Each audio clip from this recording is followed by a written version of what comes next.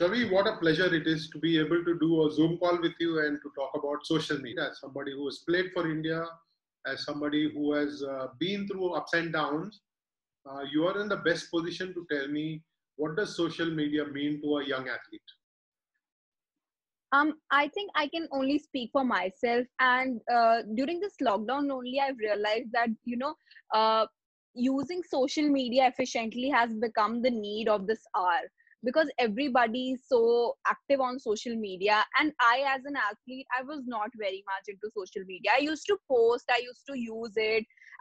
This is the most important way through you can connect with people. But I never thought of using it as a as a as a way to uh, express myself and show that I'm an athlete. I was just using it as a normal Instagram user. I was not, using it to set myself to make an example of myself, or just uh, use it to have a brand name, like what is going on nowadays. So during this lockdown, I learned, I was actually there are many of my friends who are very active on social media. They use it very efficiently. Some are running news pages, some are running some meme pages. So they told me that, this is very important so that people get to know about you. So I never thought of it that like this way, that I need social media so that people are more aware. But slowly and steadily, I realized that the more I'll express myself as an athlete, as a fencer, as somebody who's, who has a strong take on mental health, it'll help me reach out to many people, help many people, and actually benefit my sport to get more recognition in India, to get myself recognition, to help people, to help athletes who are not being recognized as they should be. So I thought that yes, it is important for me to learn that how to use it more efficiently so that I can reach out to more people, help them genuinely, spread more awareness about my sport and sports in general, women empowerment, all the topics which everybody is focusing right now and which actually needs to be focused on. Chavi, one of the things I have learned in my years on social media, I'm not exactly a millennial, you see, uh, but we have all kind of grown in social media. We've all evolved, and my own learning is that you use social media for specific purposes. Either you want to bring family together, talk to family, have a select bunch of friends, but your goal seems slightly different. You want to do Right. mental health, you want to share what you know of mental health, you want to share about your own sport, you also want to do something on women's empowerment. Is that not Right. having too many things on your plate? What do you think? Don't you think that there should be sharper focus on social media, or is it okay for you to be doing different things even on one platform? So see, I don't think that it's a problem that if you are supporting many causes, if you're focused on entirely one topic, then it is also okay. If I as a person, I never had this problem of gender facing gender bias or uh, discrimination of any sort. I've been very lucky in that way. But I know I've seen many people, I've seen many girls who are not, even though their families are privileged enough, but they are not getting opportunities because of the mindset which is there. So if I am able to, uh, if I have one arrow and I can hit many targets, so why not? Why I, not? I like that concept, but your own sport would have taught you that sharp focus is always important. Um, Right. you can choose different platforms, maybe have different, even different IDs, let's say on Instagram or on Twitter, where you're doing different things. Uh, Right. because women empowerment, for example, is a very big subject and very Right. important one at that. And then mental health is as important. Now, if I come to your Instagram pages for mental health to learn about mental health, then whatever else that you're doing there may not appeal to Yes. me. So, what is your line of thinking? Don't you think that it is best to have a sharp focus, or do you still believe that you can fire many targets with just one arrow? Yes. The thing about my mental health initiative was is that it was not at all planned. It happened suddenly. I made a video. I wanted to talk about it, and I didn't think much into it because uh, I thought that if I'll give more thoughts to it, I might, start doubting myself that is this necessary? Do I need to do it? I just posted it and I got a very good response because people genuinely messaged me about their problems. Appreciation is at one point, but people coming out and talking about their problems, saying that, this is very good, this is very much needed. Now I realize how important it is to see a therapist and not be ashamed about it. So that is how actually it pushed me to make more videos and talk about it. And I don't want to be somebody who's commercialized, who's always keep on talking about mental health. I just talk about the topics which I think I have faced personally and people around me might be facing, and are not able to just recognize it, that this is what is happening. So that is it. And women empowerment is not something I'm very vocal about right now on my Instagram, through my Instagram.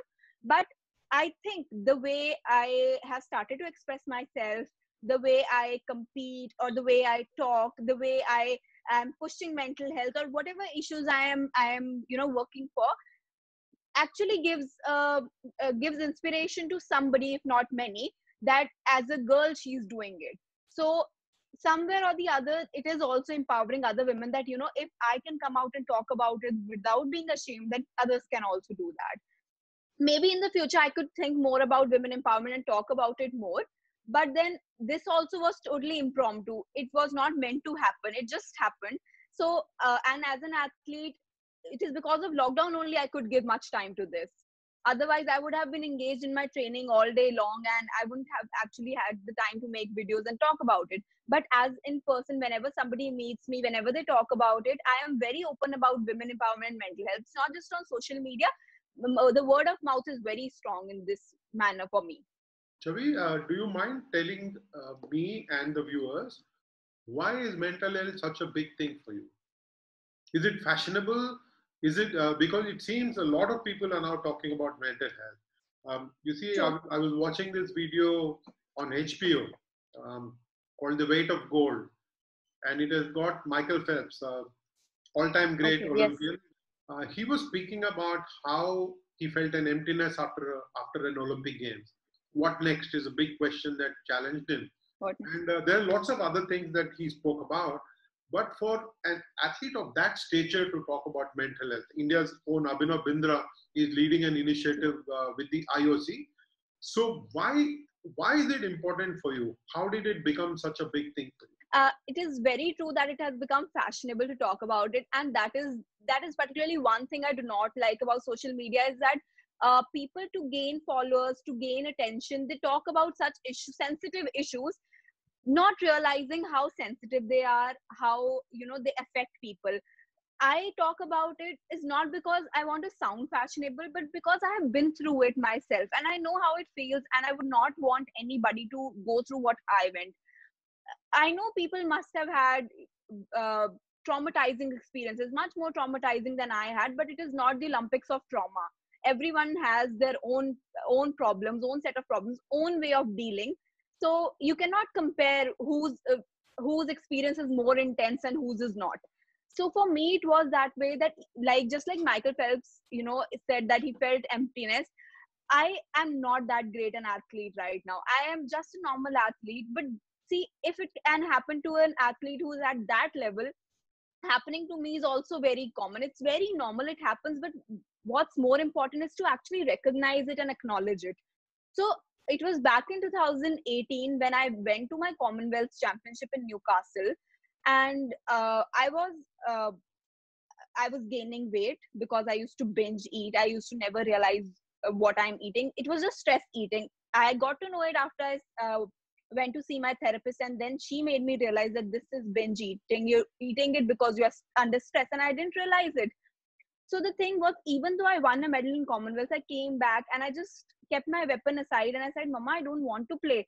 And she was very surprised. Not only she, my fencing colleagues, my friends, and of the fencing federation, also my coaches, they were astonished by my decision. They actually, I was in my prime time. I was performing well, and they were surprised as to why I am leaving the sport. And sir, you would not believe, I did not have any plans. I did not think of as to when I'd return in the sport or whether or not I will be returning. So it was that thing. It was a totally unplanned sabbatical.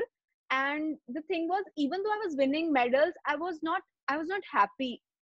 The primary goal is not to be happy all the time, but it is to be to be okay, to be yourself. I knew that I was not myself at this point. There were many instances that took place in my school life, in my personal life, and I I did not realize when my passion for fencing had turned into a pressure for me. I started worrying about what people think about my performances, my achievements. It was all inclining towards my results and consequences, which should not happen according to me. I was loving the process of playing fencing, and it turned out to be all about the results. What am I doing? How am I going to win this medal? This and that. But after a while, my parents, they were very supportive. My brother was very supportive. They asked me to see a therapist, and I took sessions. And afterwards, I realized that what I was doing is doing something at what I love, but being pressurized about the results.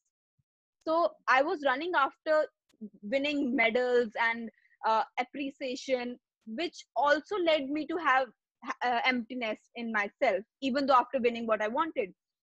So after a while, after all that happened, I realized that I need to get back with my studies and I need to study hard because I had to appear for my 12th board exams. So and then also I was not sure about whether or not I'll play fencing. So I was overweight, as I told you. I started working on my fitness, and I realized that, after all everything's happened, it is you, Chavi, who's going to be with you. So if you're not okay with yourself, how are you going to be okay with others? If you're not happy and content from within, how are you expecting that others around you will help you become happy and content? So I worked hard for my board exams. I scored 96.75. Then also I was, no fencing, no fencing. My parents were very sad. They said that, we have spent a lot of money, and it is true. They've invested their money, their time, their energy, and it was turning out to be for nothing.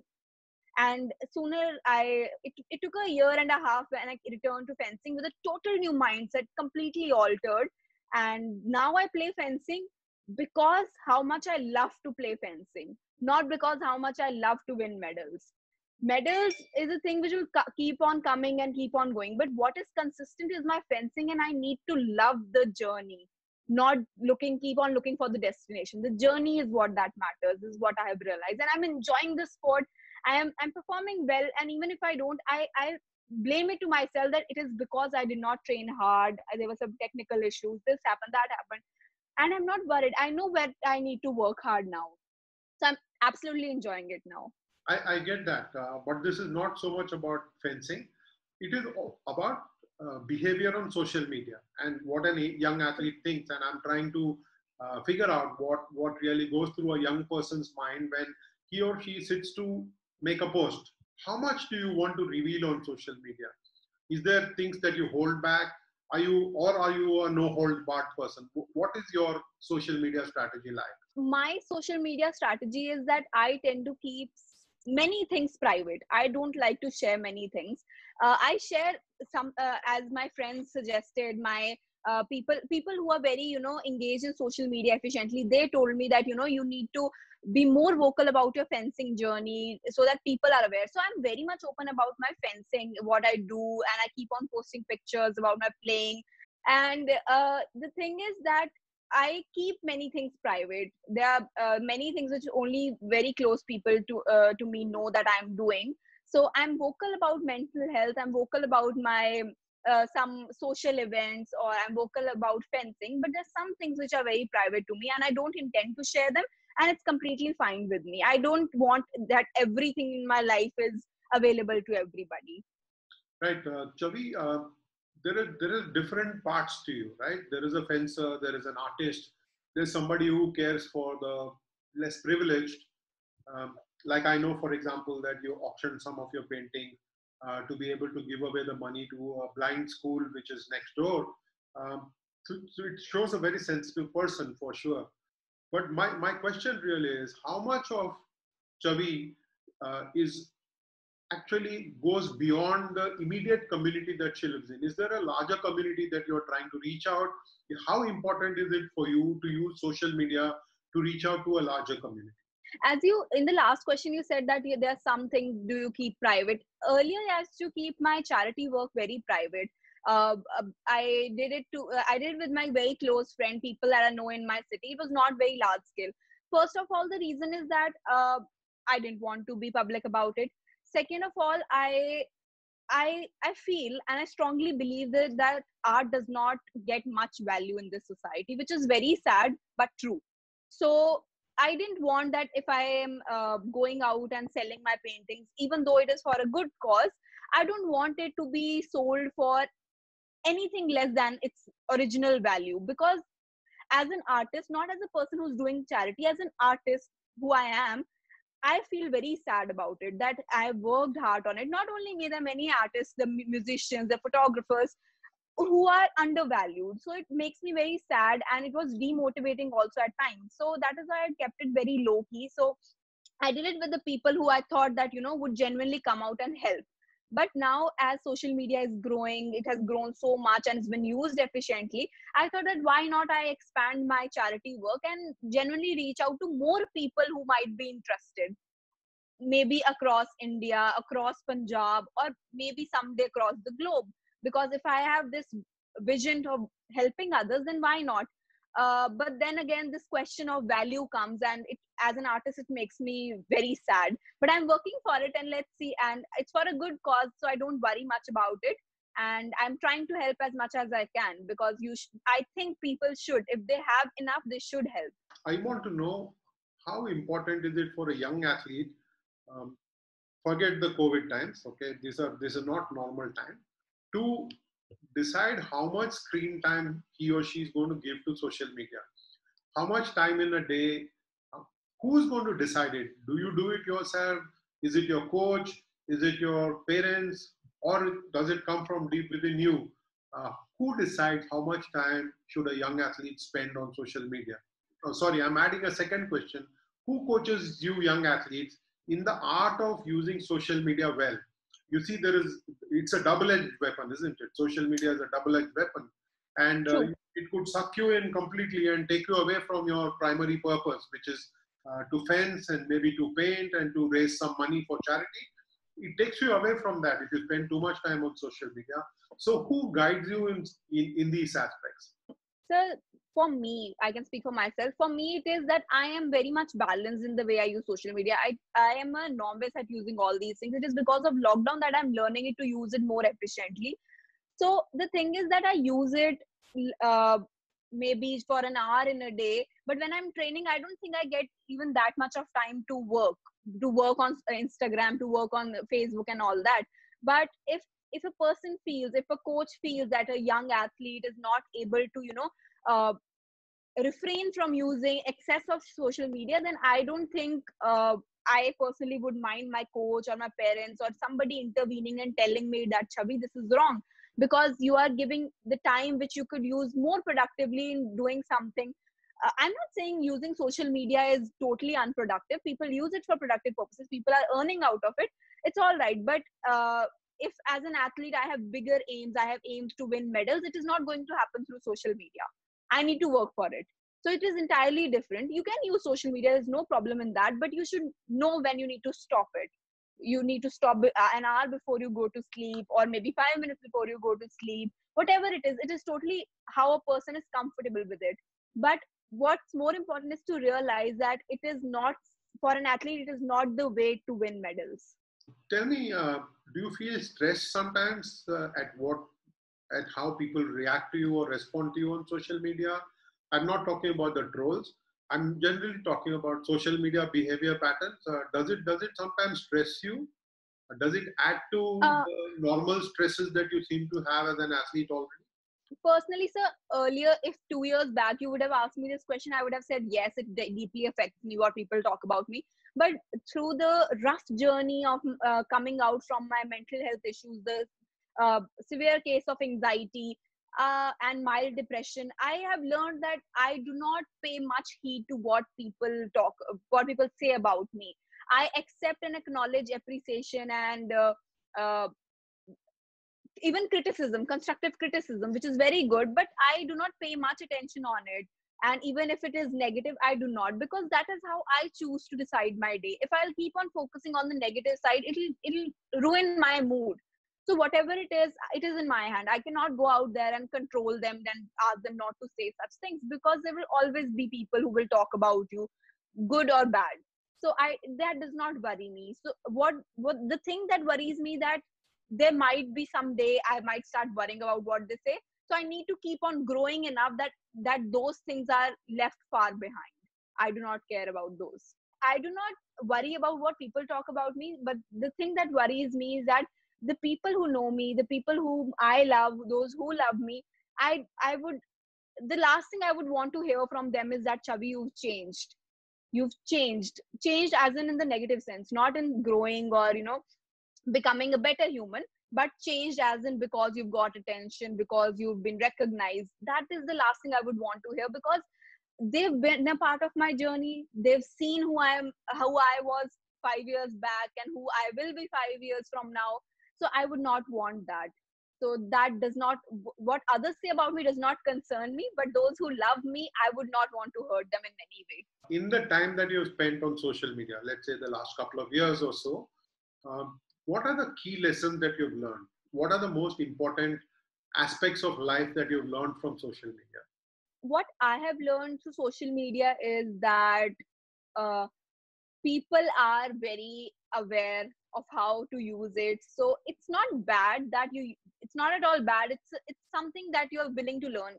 Anything is good if you want to learn it, if you're passionate about it, even though if it is social media. So I've seen people using it more efficiently. I've seen athletes using it more efficiently, spreading more awareness. So what I've learned is that uh, there are many people, I find that people tend to become fake and unrealistic just to be liked by everyone. That is not what I like. I talked about my mental health issues, and I knew that there might be people who would be bashing me, that why is she talking about this, she had problems, oh my god, this and that.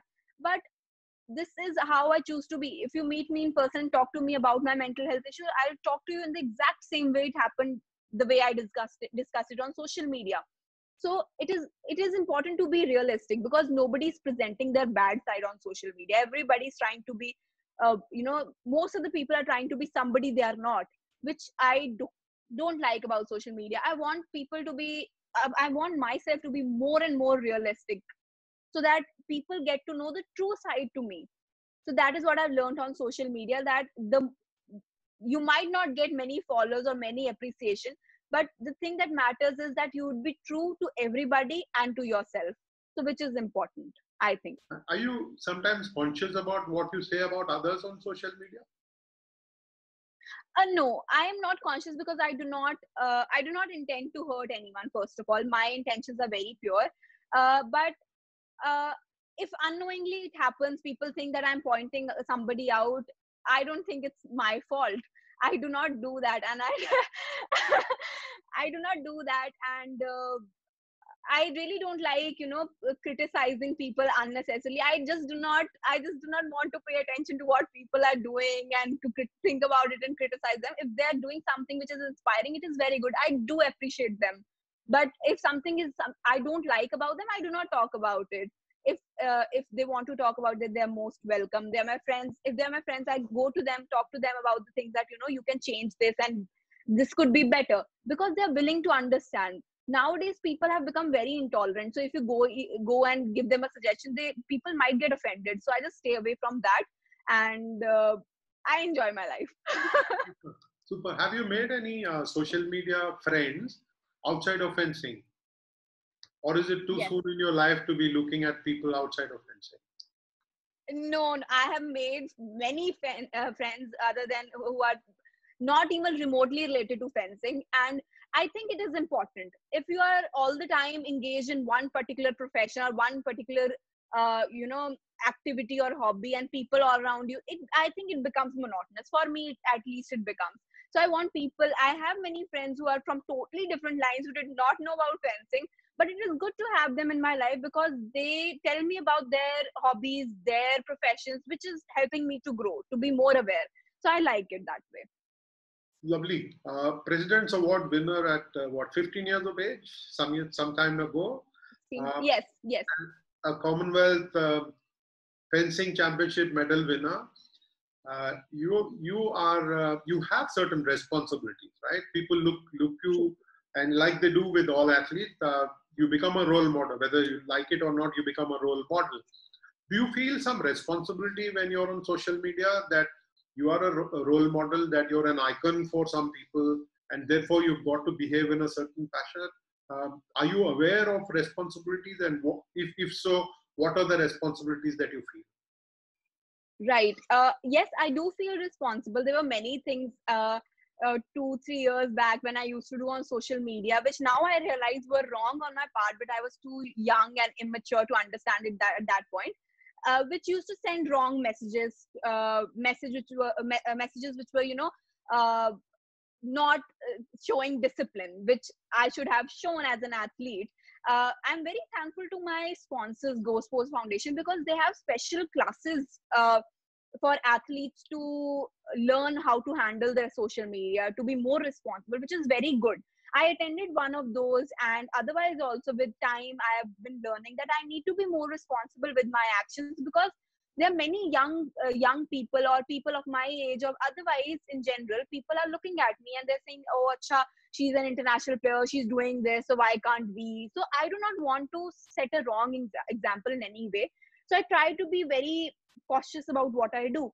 But sometimes a little child in me does something, and I do not regret it, but I try to control it as much as I can. Because I have seen what happens on social media is a post that you've done 5 years ago sometimes is highlighted by people in the current time. They kind of find it and then say, you said this 5 years ago, why are you being different now? So are you aware of something like that, that can come back to, what do they say? They come back to bite you, come back to Bite. sometimes. It is not the best thing to do. So Right. does a young athlete keep this in mind? Because you were born in the social media era. Some of us True. had to adapt, but you guys were born in the social media era. So do you have to keep something like this in mind? Do your coaches, do people who help you with social media strategy, or who help you understand what social media really is, do they sometimes talk to you about this? No, my coaches haven't had such conversations with me, because they too do not belong to the social media era. They're also adapting to it. But the thing is, I think I'm pretty sure that young athletes do not realize is that a post 5 years back would come and bite them, because as an athlete, I think nobody would have any bad feelings or any particular motive to hurt anybody. As an athlete, we're just competing, we're just playing. We do not have such ideologies to uh, backlash people on social media or do all such things. But we do not realize it that if we are not intending to do it to somebody, it does not mean it cannot happen to us. So this is what I've realized, and now I'm being very cautious about it. But then if somebody comes and talks to me about that, this is what you did 5 years back, so I think I'd ask the person that, are you exactly the same you were 5 years back? Did you not grow at all? Did you not learn at all?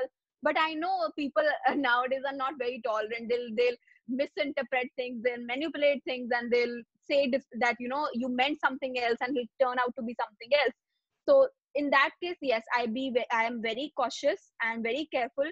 uh, but yes, this does not refrain from the fact that I have my own principles, my own ideologies, which I will not stop talking about it just because I'm worried that 5 years afterwards somebody will come and talk to me about this and said that, why did you do this? My principles and ideologies will be there, but I'll be very careful so that I don't hurt anybody unintentionally. Lovely. Thank you very much, Chavi. It's been such fun talking to you about social media. Pleasure was all mine. And to take away some learning from your generation. Thank you so much for that. Thank you. Thank you.